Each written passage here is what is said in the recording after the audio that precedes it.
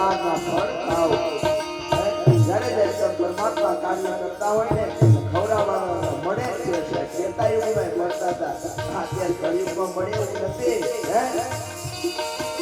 તમે પરમાત્માનું કાર્ય કરતા હોય ને એટલે પરમાત્મા તમને ભૂખા ન રાખે.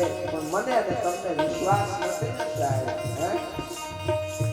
આમ પછી આજ્ઞા મેળવી બધાએ સ્નાન કર્યું છે. મીઠા મીઠા ફળ આરોગો છે. તપસ્વીની કહે કે હજુ તમને શ્રાદ્ધનો પતો મળ્યો નથી ને? ખરું ને સાચું ને? ત્યારે વાનરો તથા રીતો કહે છે તમે આંખો ખુલ્લો રાખીને તપાસ કરો છો કે આંખો બંધ રાખીને? ભક્તિની શોધ કરી હોય ને તો આંખો બંધ કરી કરાય. નકર શું થાય ખબર છે? ફરિયામાં બેઠા બેઠા ફરિયામાં ખાટલામાં બાઈજો રાખ્યો હોય, આ પૂજા હાલતી હોય, એમાં જો ડેલી ખુલી લઈ ગઈ હોય, બકરું પૂજ્યું આવે ને શાલિગ્રામ ભગવાનનો કરે ઘા. એટલે ભક્તિની શોધ કરવી હોય ને તો આંખો બંધ કરી કરાય. તપસ્વીની આવો પ્રશ્ન સાંભળી બધાને આશ્ચર્ય થાય છે. તે ટુકડીના નાયક અંગત કહે છે હે દેવી અને બધા દિવસ રાત તેને ખુલ્લી આંખે સીતાજીની શોધમાં ફરીએ છતાં તે આવો પ્રશ્ન કેમ કર્યો? ત્યારે અંગદના વચનો સાંભળી સ્વયંપ્રભા કહે ત્યાં તમારી ભૂલ છે. સીતાજીની શોધ કરવા માટે તમારે તેને આંખો બંધ કરવાની જરૂર છે.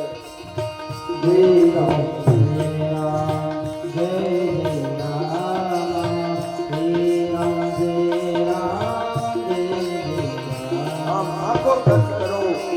ગુફા છોડી જાઓ, તમે જરાય પછતાશો નહીં. આમ આંખો જ્યાં બંધ કરીને ત્યાં અંગદ જામવન બધા જઈને સમુદ્રના કિનારા ઉપર ઉભા છે. સીતાજીના સમાચાર મળ્યા નથી. આમ સુગ્રીવ બધાનો વધ કરી નાખશે આવું બધા વિચારે છે. અંગદનું આ દુઃખ જોઈ જામવનના ઉપદેશથી કથાઓ કહેવા લાગ્યો કે હે યુવરાજ, તમે રામચંદ્રને શું મનુષ્ય માનો છો? આમ એ કથા કહે બહુરાતી ગિરી ગંગરાસોની સંપાતી. શ્રી રામ જય રામ શ્રી રામ જય રામ. બાહેર હોય દેતી બહુકીશા મોય આરતી જગદીશા. આ પ્રમાણે જામવન તેને ઘણા પ્રકારની બોધકથાઓ કહે છે. આ વાતો સાંભળી પર્વતની ગુફાઓમાંથી સંપાતી આવે છે. સંપાતીને એમ થાય છે કે આજે તેને મને ભગવાને ઘણું ભોજન આપી દીધું. જ્યાં અંગતથી બોલાઈ જવાયું ને આપણા કરતા તો તેને વૃદ્ધ જટાયુ સારો છે કહેવાય. સીતાજીની જ્યારે સીતાજીનું હરણ થતું હતું ને ત્યારે પોતાના પ્રાણ ત્યજી દીધા. આમ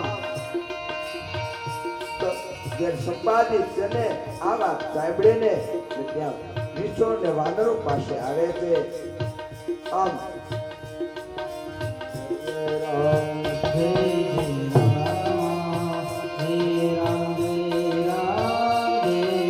સંપાદિત તે બધાને પૂછવા લાગ્યો છે